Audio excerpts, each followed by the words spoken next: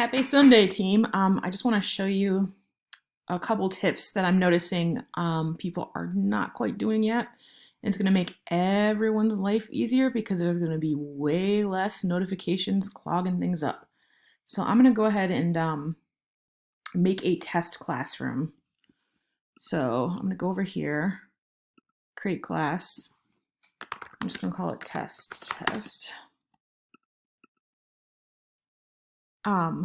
One of the things we found in the spring was that the more notifications that students, teachers, and administrators got, the less the notifications meant. So it's important to manage this. I don't know why not Apple, this is Google. I don't know why Google doesn't just automatically do this stuff. So the first thing I want you to see is students can post and comment. Nope. Students can only comment. That's all. You don't want them to start making posts because I've already noticed that there are a bunch of kids posting all kinds of wacky stuff in your classrooms. Classwork on the stream, hide notifications. Your classwork should not be on your stream because then it becomes confusing to the kids as to where they should go for that. Display class code. There should be a way to, oh yeah, here we go. After you've invited everybody, should be a way to make it not display. I think you have to just disable it, but for now, leave that alone.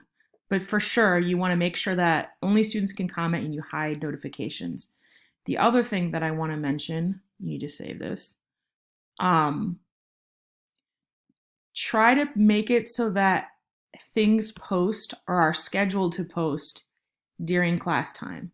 So let's assume that I have a class that starts on Tuesday at 9 a.m. So I am gonna give it a due date. I'm gonna say it's just a really quick assignment. I'm gonna have it due that same day. I'm gonna call it remember the week. So that's the week of, I believe it's the 8th to the 11th. So I'm gonna call this September 8th through 11th. And then I might go week 1 in parentheses. And we're going to call this discussion about norms. And remember, I'm dating that as well. So this goes 9/8 20. And I might call it number 1 because there might be 2 things posted for this day. All right. Now I've got the points in, all that's fine. I'm gonna pull down here. So I'm just gonna show you again, this little arrow, if you pull it down, you can save it as a draft and publish it that morning. You can schedule it so it automatically publishes.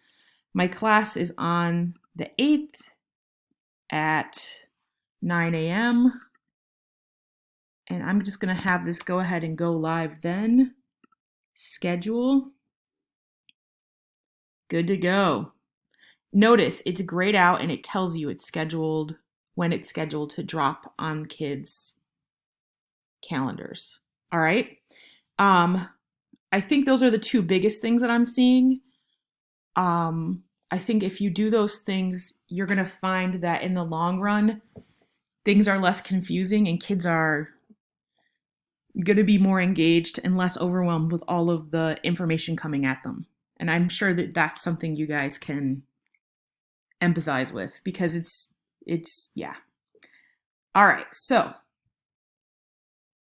I think we're set. I'm going to push this out and send you guys an email.